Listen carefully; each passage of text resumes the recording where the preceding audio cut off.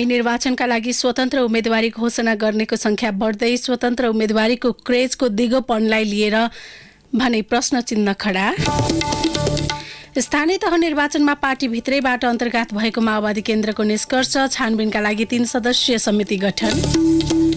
समग्र मधेसको पहिचान गुम्ने खतरा रहेको पूर्व राष्ट्रपति यादवको भनाई, चुरे क्षेत्रको दोहन रोक्न नसके 30 वर्षभित्र मरुभूमिमा परिणत हुन सक्ने चिन्ता व्यक्त। श्रीलङ्कामा सरकार विरोधी प्रदर्शनकारीद्वारा राष्ट्रपति भवन कब्जा, राष्ट्रपतिले निवास छोडे, प्रधानमन्त्री विक्रमासिंघे राजीनामा दिन सहमत। र विम्बल्डन टेनिस अन्तर्गत महिला एकलतर्फको उपाधि एलेना रिभ्याकिनालाई अर्जेन्टिनी mid fielder Di Maria Italian club युभेन्टसमा अनुबन्धित। नमस्कार, कान्तिपुर डायरीका साथमा सन्तोष र इन्द्रलक्ष्मी। समाचार अब विस्तारमा। सुरुमा कान्तिपुर सविस्तार। कान्तिपुर सविस्तार। स्थानीय तह निर्वाचनमा स्वतन्त्र उम्मेद्वारको विजयसँगै हौसिएर आगामी संघीय निर्वाचनमा पनि स्वतन्त्र उम्मेदवारी घोषणा गर्नेको लहर नै चलेको छ। निर्वाचनको मिति घोषणा नहुँदै धमाधम स्वतन्त्र उम्मेदवारी दिनेको चर्चा बाक्लिएको छ। स्वतन्त्र उम्मेदवारको यो क्रेजले चुनावी प्रतिस्पर्धा वा त्यसको सफलतापछि संसदमा पुगे भने तात्विक फरक पार्न सक्लान् त भन्ने प्रश्न सबैभन्दा बढी उठ्ने गरेका छन्। वैशाख 30 गतेको स्थानीय तह निर्वाचनमा करिब 300 भन्दा बढी स्वतन्त्र उम्मेद्वार विभिन्न पदमा विजयी भए। जितसँगै हौसिएर आगामी प्रतिनिधि सभा र प्रदेश सभाको निर्वाचनका लागि पनि उम्मेदवारी दिने भन्दै घोषणा गर्नेको संख्या बढ्न थालेको छ। अहिलेका मुख्य पार्टी र नेताहरूप्रतिको आक्रोशको लाभ लिने गरी उनीहरूले चुनावी प्रतिस्पर्धा गर्न खोजेको पाइएको छ। 2074 को स्थानीय तह निर्वाचनमा तत्कालीन दल विवेकशील साझा दलबाट काठमाडौँको मेयर पदमा उम्मेदवारी दिएकी रन्जु दर्शनाले काठमाडौँ क्षेत्र नम्बर 5 बाट प्रतिनिधि सभा निर्वाचनमा स्वतन्त्र उम्मेदवारी घोषणा गरिसकेकी छन्। काठमाडौँ क्षेत्र नम्बर 1 बाट सामाजिक तथा राजनीतिक अभियन्ता पुकार बमले आफ्नो उम्मेदवारी घोषणा गरेका छन्। धर्मेन्द्र सापकोटा, सचिन घिमिरे लगायतले पनि उम्मेदवारी घोषणा गरेका छन्। संचार कर्म छाडेर राजनीतिमा आएका रवि लामिछाने राष्ट्रिय स्वतन्त्र पार्टी दर्ता गराई संघीय निर्वाचनको तीव्र तयारीमा छन्। यी त केही प्रतिनिधिमूलक पात्र मात्रै हुन्। निर्वाचनको मिति घोषणा नहुँदै स्वतन्त्र उम्मेदवारी घोषणा गर्नेहरूले चुनाव जित्दै संसदमा पुगे जनजीविकाको सवाल र देशको राजनीतिमा कस्तो भूमिका खेल्नेछन्, वा उनीहरूले संसदमा तात्विक फरक पार्न सक्लान् त भन्ने जस्ता प्रश्न र सवाल उठेका छन्। पुराना राजनीतिक दलप्रतिको वितृष्णाले स्वतन्त्र उम्मेदवारी दिने तथा नयाँ पार्टी खोल्नेको लहर लागे पनि त्यसलाई दीर्घकालीन रूपमा लैजान सहज नहुने राजनीतिक शास्त्री प्राध्यापक लोकराज बरालको भनाइ छ। उनी भन्छन्, एउटा हलचल ल्याउने एउटा हो, त्यो हलचलले भोलि परिणाममा के देखाउँछ त्यो अर्को कुरा हो। तर अहिले धेरै ठाउँको गतिविधि हेर्दाखेरि यसरी वेभ आएको हुन्छ, छाल आएको हुन्छ, त्यो सधैँभरि नरहन पनि सक्छ। क्षणिक रूपमा उसलाई त्यो वेभले गर्दा कसैलाई जिताइदिन पनि सकेका हुन्छ, माथि पुर्याइदिए पनि हुन्छ। तर त्यसको मतलब चाहिँ त्यो स्थायी भएर बस्छ भन्ने पनि होइन राजनीतिमा।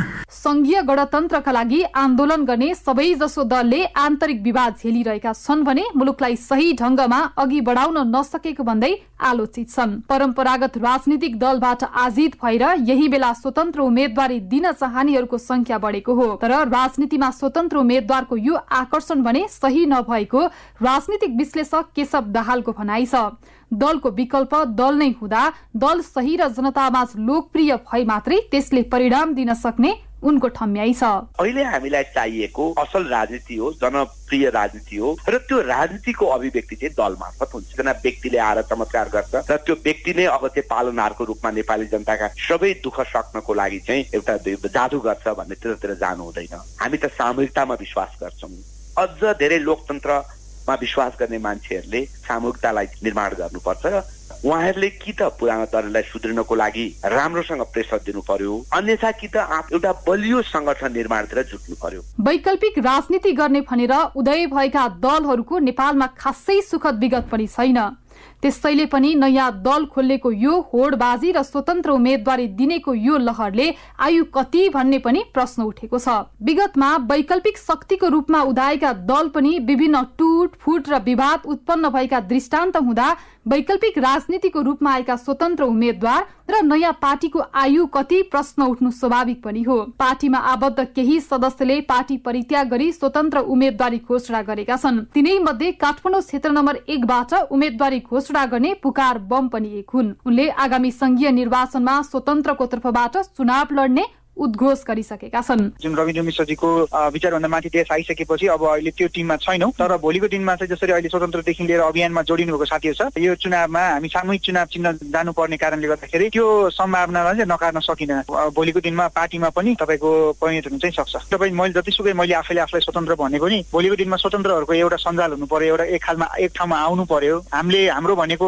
जुन मेन एजेन्डा भनेको सामूहिक हस्तक्षेप हो नि त। पुरानो पुस्तालाई पुरै हामीले विस्थापन गर्नु छ भने नयाँ पुस्ता एक ठाउँमा पर्यो। वैकल्पिक राजनीतिक दलको ट्याग सहित उदाएका दल पनि पार्टी भित्रको विभिन्न आन्तरिक विवादको चंगुलमा फस्दा टुट र फुटको अवस्थासँगै गुज्रिरहेका छन्। बाबुराम भट्टराईले गठन गरेको नयाँ शक्तिदेखि विवेकशील साझा पार्टी लगायतका वैकल्पिक भनिएका पार्टी विस्थापित हुने अवस्थामा पुगेका छन्। पार्टीमा एक अर्काको विज्ञता तथा योग्यता व्यवस्थापन गर्न नसक्दा यो स्थितिमा आएको स्वयं विवेकशील साझा पार्टीका संयोजक मिलन पाण्डे नै स्वीकार गर्छन्। सुरुवाती फेजमा चाहिँ यो नेपालको बेस्ट मान्छेहरू लिएर आएर पार्टी बनाउने प्रयास गरियो। उसले यसरी पार्टी बनाऊ भन्छ, उसले यसरी बनाऊ भन्छ, उसले होइन यस्तो पो हुनुपर्छ भन्छ। त्यसपछि एक अर्काको विज्ञता योग्यताको व्यवस्थापन गर्न सकिएन।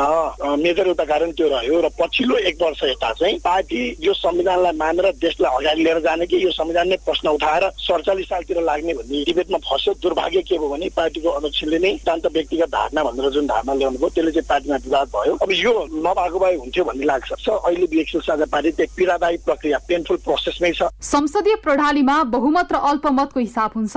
एकाध सांसद हुँदैमा कुनै पनि राजनीतिक दल र स्वतन्त्रले आफूले चाहे जसरी संसदमा हस्तक्षेपकारी भूमिका खेल्न नसक्ने अवस्था विद्यमान छ। त्यसमाथि स्थानीय तहका जनप्रतिनिधिले जस्तो कार्यकारी भूमिकामा सांसदहरू नरहने भएकाले स्वतन्त्र उम्मेद्वारले संसदबाट ठूलै परिवर्तन ल्याउन सक्ने सम्भावना कम नै देखिन्छ। रेडियो कान्तिपुरका लागि तुलसी अर्याल। कान्तिपुर सविस्तार।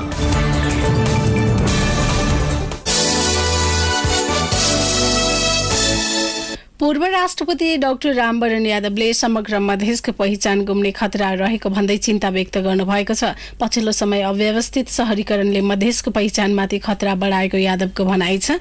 कान्तिपुर मिडिया ग्रुपले जनकपुरमा आयोजना गरेको मधेस मन्थनको कार्यक्रममा बोल्दै उहाँले चुरे क्षेत्रको दोहन रोक्न नसके आगामी 30 वर्षभित्र मरुभूमिमा परिणत हुन सक्ने बताउनुभयो। कि चुरेको दोहन भइरहेछ र चुरेको दोहन यसै प्रकारले भयो भने 30 वर्षमा यो मरुभूमि हुन्छ भनेर विद्वानहरूले भनिरहेछ। 164 वटा नदी जो चुरेबाट निस्किन्छ र महाभारतको फेदबाट निस्किन्छ, त्यो तपाईँको नदीको कटान र बालुवाले पटान र बाढीले डुबान यो जो भइरहेछ तराईमा, त्यसले गर्दा यसको भिसर सर्कल कसरी चाहिँ कि कटअप गर्ने, त्यसको लागि चुरेको संरक्षण, महाभारतको संरक्षण र भाभरको संरक्षण गर्नै पर्छ र दुईटै समुदाय मिलेर त्यो चुरे पहाडलाई शिवालिकलाई बचाउनै पर्छ। मध्य प्रदेशका मुख्यमन्त्री लालबाबु राउतले संघीयता कार्यान्वयनका लागि विगतका कमजोरी सच्याउँदै अघि बढ्नुपर्ने बताउनुभयो। मध्य प्रदेशले नै संघीयतालाई जोगाउनु पर्ने उहाँको भनाइ थियो। संघीयतालाई संस्थागत गर्न, मजबुत गर्न, यो प्रदेशले संघीयताको उद्गम थलो हो र यहाँ संघीयता यसैले नै संघीयताका लागि लड्नुपर्छ। सबै राजनीतिक दलका नेताहरू, इभेन यहाँका राजनीतिक दलका अहिले पूर्व मन्त्री भइसकेका सम्पूर्ण व्यक्तित्वहरूको जसरी मैले सहयोग पाएँ, यसको लागि पनि आजको मञ्चबाट म आभार व्यक्त गर्न चाहन्छु। कार्यक्रममा बोल्दै कान्तिपुर मिडिया ग्रुपका अध्यक्ष एवं प्रबन्ध निर्देशक कैलाश सिरोहियाले मुलुकको विकासका लागि मधेसको महत्वपूर्ण भूमिका रहने चर्चा गर्नुभयो। उहाँले मधेसको रूपान्तरणका लागि मधेस मन्थन कार्यक्रमले योगदान गर्ने विश्वास व्यक्त गर्नुभयो।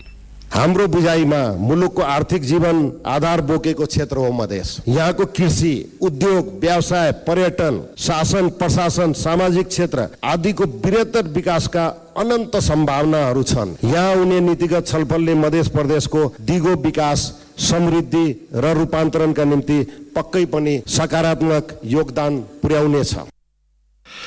यसैबीच मध्य प्रदेशको दुईको विकास समृद्धि र रूपान्तरणबारे बहसका लागि कान्तिपुर मिडिया ग्रुपले जनकपुरमा मधेस मन्थन कार्यक्रमको आयोजना गरेको थियो। संहिता, सेवा प्रवाह र स्थानीय समुन्नति, मधेसको सामाजिक रूपान्तरणका मुद्दा लगायतका विभिन्न 5वटा सत्र आयोजना गरिएका थिए। पहिलो सत्रमा कहाँ अड्कियो शासन प्रशासन शीर्षकमा बहस भएको छ। त्यस्तै दोस्रो सत्रमा चुरे मधेसको जीवन आधार भन्ने शीर्षकमा विज्ञहरूले आफ्नो धारणा राखे। तेस्रो सत्रमा जनकपुरको पुनर्जागरण, चौथोमा समाज बदलियो कि उस्तै छ र 5औं सत्रमा संहिताको अभ्यास र अनुभव शीर्षकमा विज्ञहरूले आफ्नो भनाइ राखेका थिए। कार्यक्रमका लागि कान्तिपुर मिडिया ग्रुपले मध्य प्रदेश सरकारसँग सहकार्य गरेको थियो।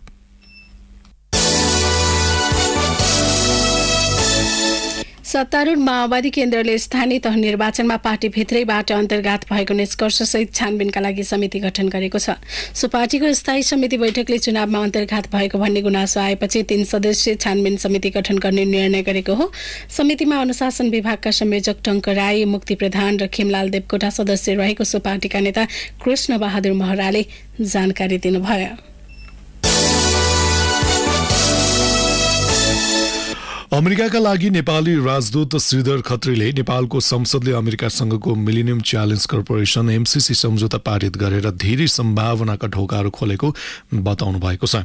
अमेरिकी पत्रकार डेनिस हुलीसँगको अन्तर्वार्तामा राजदूत खत्रीले आफू अमेरिकामा जिम्मेवारी सम्हाल्न आउनु अघि नेपाल सरकारले एमसीसीलाई अघि बढाउनु सकारात्मक भएको बताउनुभयो। उहाँले भारत र चीन बीचमा रहेको नेपाल आफ्नो भू राजनीतिक स्थानबाट लाभान्वित भएको उल्लेख गर्नुभयो। राजदूत खत्रीले उक्त अन्तर्वार्तामा नेपालको संलग्नता परराष्ट्र नीति रहेकाले कसैसँग गठबन्धन नगर्ने समेत बताउनु भएको थियो।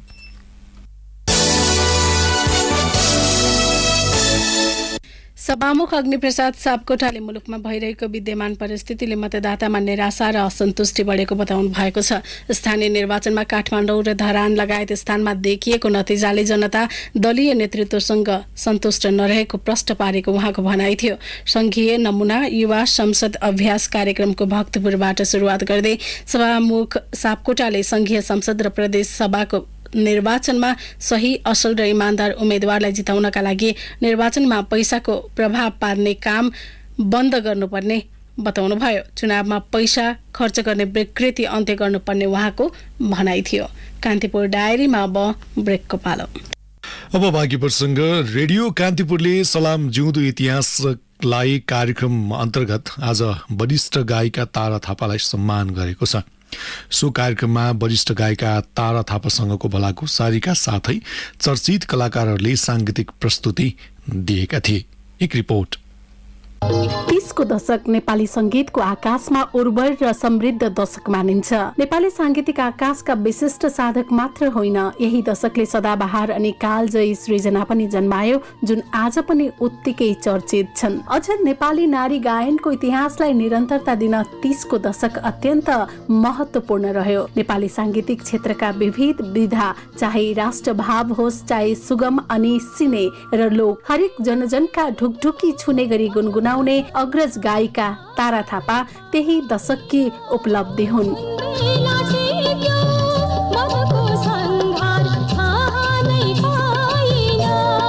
2028 सालमा रेडियो नेपालमा सरोज गोपालको शब्द र सिके रसाइलीको संगीतमा पूर्ण सिंह नेपालीसँग संयुक्त रूपमा माझी दाई डुङ्गामा तारिदेव बोलको गीत गाएर नेपाली संगीत क्षेत्रमा श्री गणेश गरेकी जीवनका सम्वेगहरूलाई नवरसमा प्रस्तुत गर्न सक्ने नारी कण्ठकी सुन्दर कोइली थापाले जीवनको 5 दशक नेपाली सांगीतिक फाँटमा समर्पण गरिसकेकी छिन्। पहिलोचोटि त मैले गीत गाएर रेडियो सुनेर गीत सुनेर गाएको भरमा भोइस टेस्ट दिनु गएको थिएँ होइन। अनि त्यसपछि म फेल भयो त्यति बेला। ज्ञानमा दाइले मलाई त्यति बेला तारा आऊ म तिमीलाई सङ्गीत सिकाइदिन्छु, मेरो घरमा आऊ भनेर उहाँले भन्नुभयो। क्षेत्र पार्टीमा दाइको म गएँ, बिहान जान दाइबाटै सिकेको। घरमा पनि मलाई सिकाउनु भयो उहाँले होइन। अनि मैले त्यति बेला अनि निर्मला श्रेष्ठ दिदीको अनि ज्ञानमा दाइको सङ्गीतमा गीत गाएँ, पास भएँ। उनी युगल गायनकी पर्याय हुन् भन्दा पनि फरक नपर्ला। राम थापा, कुमार बस्नेत, प्रकाश श्रेष्ठ, रामकृष्ण ढकाल, पूर्ण सिंह नेपाली, भुवन केसी, क्षेत्र गुरुङ, कल्याण शेरचन लगायतसँग उनले थुप्रै गीतमा युगल स्वर दिएकी छन्। त्यसमध्ये पनि राम थापासँगको उनको गायकी सदैव चर्चामा रह्यो। 2032 सालमा त्यही हाई हाई बनकाली माई सबभन्दा पहिलो राम थापाको पहिलो गीत हो त्यो। अनि त्यो पहिलो गीत रेकर्ड भयो, त्यो गीत एकदम हिट भयो। पछि रामले अझै हौसला अर्को गीत पनि बनाए फेरि रामले, त्यो चाहिँ नि भन फुल माया के छ विचार भन्ने। त्यसरी नै अब धेरै गीतहरू आधुनिक पनि गरे हैन, लोकगीतहरू। त्यसपछि कटर कटरमा आयो। नेपाली गीत संगीत जगतका अद्वितीय नायक गोपाल योन्जनको प्रशिक्षण र संगीतमा गाउन पाउनु गौरवको विषय मानिन्थ्यो ती बेला। सम्भवतः 30 र 40 को दशक ऊर्जाशील हुनुको श्रेय योन्जनलाई पनि जान्छ। ताराले तिनै योन्जनकै संगीतमा थुप्रै कालजयी गीतहरू दिइन्।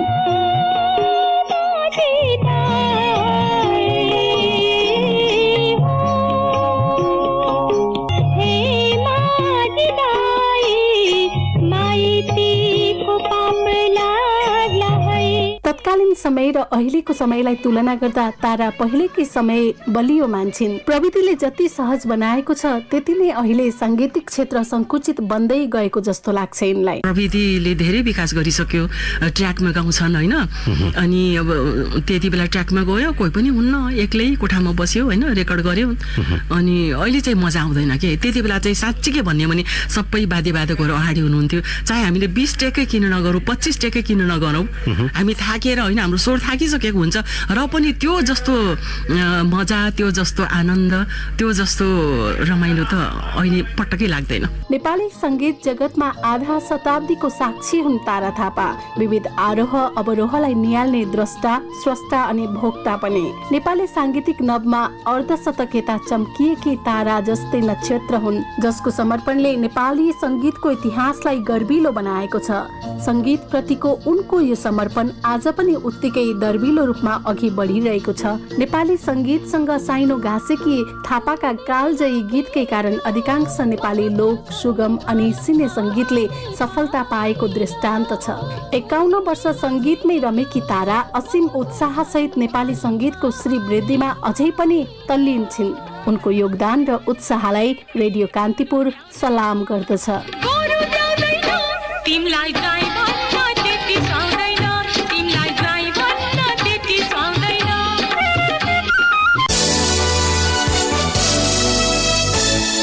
कान्तिपुर डायरीमा अब रूपन्देही डायरीको पालो। रूपन्देही डायरीबाट सञ्जु पौडेलको नमस्कार। 12 वर्ष अघि थालनी गरिएको गोरुसिंह बुटोल लुम्बिनी 132 केभीले पूर्णता पाएको छ। आयोजना अन्तर्गतको मैनिहिया सब स्टेशनको सुरुवातसँगै रूपन्देहीको दक्षिणी क्षेत्रमा भइरहेको विद्युतीय समस्या समाधान हुने देखिएको छ। बुटोल गोरुसिंह लुम्बिनी 132 केभी आयोजना 2067 सालमा सुरु भई 2072 सालमै सक्नुपर्ने आयोजना थियो। क्रमसम्म 2072 चैतमा विधिवत रूपमा सुरु गरिएको काम पनि विभिन्न अवरोधका कारण रोकिँदै आएको थियो। मैनिहिया सब स्टेशनको सुरुवातसँगै रूपन्देहीको दक्षिणी क्षेत्रको विद्युत अनियमितता धेरै हदसम्म समाधान हुने नेपाल विद्युत प्राधिकरण भैरवा शाखाका प्रमुख अवधे कुमार दुबेले बताउनुभयो। उच्च अदालत तुलसीपुर बुटोल इजलासमा कार्यरत न्यायाधीश रेणुका शाहलाई सेवाबाट बर्खास्त गरिएको छ। न्याय परिषदले योग्यता ढाँटेर नियुक्ति लिएको भन्दै आन्तरिक छानबिनपछि शाहलाई सेवाबाट हटाउने निर्णय गरेको हो। शाहको योग्यता नपुगेको विषयको रिट सर्वोच्चमा पेश भएपछि परिषदले आन्तरिक छानबिन प्रक्रिया अगाडि बढाएको थियो। रिट भने दर्ता भएको थिएन। न्याय परिषद प्रवक्ता मानबहादुर कार्कीले नियुक्तिका क्रममा योग्यता लुकाएको पुष्टि भएकाले सेवाबाट बर्खास्तको निर्णय भएको जानकारी दिनुभयो। योग्यता सम्बन्धमा समस्या देखिएपछि परिषदको आन्तरिक छानबिनपछि शाहलाई बर्खास्त गर्ने निर्णय भएको कार्कीले बताउनु भयो। शाह 2075 साल चैत 19 गते उच्चको न्यायाधीशमा नियुक्त हुनु भएको थियो। रूपन्देहीको तिलोत्तमा नगरपालिकामा भूमि आयोगले भूमिहीन सुकुम्बासीको जग्गा नाप जाँचको काम सुरु गरेको छ। आयोगले तिलोत्तमा नगरपालिकामा वडा नम्बर 13 बाट जग्गा नाप जाँचको काम सुरु गरेको हो। भूमिहीन सुकुम्बासीलाई जग्गाको स्वामित्व प्रदान गर्ने कामको सुरु भएको र त्यसमा सहयोग गर्नका लागि आयोगका केन्द्रीय अध्यक्ष केशव निरौलाले नगरपालिका र स्वयं भूमिहीन सुकुम्बासीहरूलाई पनि आग्रह गर्नुभयो। उहाँले आयोगका कर्मचारीहरूलाई पनि ऐन कानूनको परिधिभित्र रहेर काम गर्न निर्देशन दिनुभयो। रूपन्देहीको मायादेवी गाउँपालिका वडा नम्बर 3 जिल्लामै पहिलो घरमा सुत्केरी वडामुक्त घोषणा भएको छ। कमरिया स्वास्थ्य चौकीमा कार्यरत सम्पूर्ण स्वास्थ्य कर्मीहरूको सामूहिक प्रयत्नले उक्त वडा घरमा सुत्केरी वडामुक्त घोषणा भएको हो। जिल्लाका 16वटा पालिका मध्ये मायादेवीको वडा नम्बर 3 पहिलोपल्ट घरमा सुत्केरी वडामुक्त घोषणा भएको छ। मायादेवी गाउँपालिकामा आयोजित एक कार्यक्रमका बीच उक्त वडालाई घरमा सुत्केरी वडामुक्त घोषणा गरिएको स्वास्थ्य शाखा प्रमुख भास्कर आत्रेयले जानकारी दिनुभयो। हवस् त आजलाई रूपन्देही डायरी यति नै। सन्जु बिदा हुन्छु, नमस्कार। कान्तिपुर डायरीमा पुनः ब्रेकको पालो। ब्रेकपछि अब आर्थिक प्रसङ्ग। पर्सामा किसानले मलको अभावका कारण अझै रोपाइँ गर्न सकेका छैनन्। किसान संघ पर्साका अध्यक्ष अशरफी शाहले असार मसान्तसम्म मल आइसक्ने आशा व्यक्त गरे पनि अझै मल नआएकाले रोपाइँ गर्न र मल छर्न नसकिने बताउनु भयो। कृषि सामग्री कम्पनीले युरिया मल आउने अझै टुङ्गो नलागेको बताएको छ। यस्तै मोरङ र सुनसरीमा 29,000 हेक्टर जग्गामा सिंचाइको अभावले धान रोपाइँ प्रभावित भएको छ। असार 14 र 15 गतेको अविरल वर्षाले सुनसरीको इटहरी उपमहानगरपालिका 11 स्थित भस्कोलवा गाउँ डुबान भएपछि स्थानीयले पानीको निकासका लागि सुनसरी मोरङ सिंचाइ आयोजनाको मूल नहर काटिदिएकोले सिंचाइको अभाव भएको बताइएको छ। अब अन्तर्राष्ट्रिय प्रसङ्ग। श्रीलङ्काका प्रधानमन्त्री रनिल विक्रमासिङ्घेले राजीनामा दिन सहमत हुनुभएको छ। प्रधानमन्त्री विक्रमासिङ्घेले ट्विट गर्दै सर्वदलीय सरकारका लागि पदबाट राजीनामा दिन तयार रहेको बताउनु भएको हो। उहाँले देशको समस्या समाधानका लागि आफूले राजीनामा दिएर संयुक्त सरकार बनाउन तयार रहेको पनि बताउनु भएको छ। राष्ट्रपति राजापाक्सेको निवास प्रदर्शनकारीले कब्जा गरेपछि प्रधानमन्त्री विक्रमासिङ्घेले सर्वदलीय बैठक बोलाउनु भएको थियो। बैठकमा विपक्षीले राष्ट्रपति र प्रधानमन्त्रीले तत्काल राजीनामा दिनुपर्ने, सभामुखले बढीमा 30 दिनसम्म अस्थायी राष्ट्रपतिको रूपमा काम गर्ने, सर्वदलीय सरकार गठन गर्ने र चाँडै चुनाव गराउने लगायतका माग गरेका थिए। यसअघि आज अपराह्न राष्ट्रपति गोताबाया राजपाक्सेको निवास प्रदर्शनकारीले कब्जामा लिएका थिए। 10,000 प्रदर्शनकारीले प्रदर्शनका लागि लगाइएको प्रतिबन्ध तोडेर राष्ट्रपति गोटबाया राजपाक्सेको निवास र कार्यालयमा प्रवेश गरी नाराबाजी समेत गरेका थिए। आर्थिक सङ्कटको सामना गरिरहेको श्रीलङ्कामा औषधि, खाद्यान्न लगायतका आवश्यक सामग्रीको चरम अभाव रहेको छ। महँगी आकाशिएको र जनताको दैनिकी कष्टकर भएको भन्दै प्रदर्शनकारीले सरकार विरोधी आन्दोलन चर्काएका हुन्।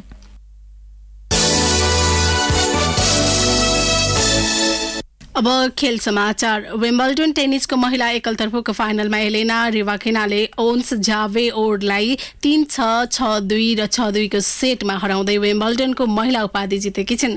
रिवाकिना कजाकस्तानको प्रतिनिधित्व गर्ने पहिलो खेलाडी हुन् जसले ग्रान्ड स्लाम एकल उपाधि जितिन्। 17औं वरियताकी रिवाकिना 2011 मा 21 वर्षीय पेट्रा क्विटोवा पछि विम्बल्डन उपाधि जित्ने सबैभन्दा कम उमेरकी महिला हुन्। यस्तै नोभाक जोकोभिच विम्बल्डन टेनिसको पुरुष एकलतर्फको फाइनल प्रवेश गरेका छन्। बेलायतका क्यामरून नुरीलाई हराउँदै सर्बियन जोकोभिच फाइनल पुग्न सफल भएका हुन्। उनले 2-6, 6-3, 6-2 र 6-4 को सेटमा हराएका हुन्। फाइनलमा जोकोभिचले अस्ट्रेलियाका निक किर्गियोससँग प्रतिस्पर्धा गर्नेछन्।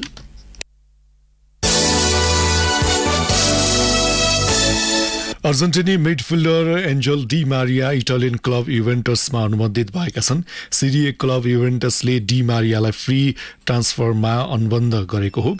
मिडफिल्डर डी मारियाले युभेन्टससँग 1 वर्षको सम्झौता गरेका छन्। युभेन्टसमा डी मारियाले 22 नम्बरको जर्सी लगाउनेछन्। 34 वर्षीय डी मारियाले सिजनको अन्त्यसँगै French club Paris Saint Germain PSG छाडेका थिए।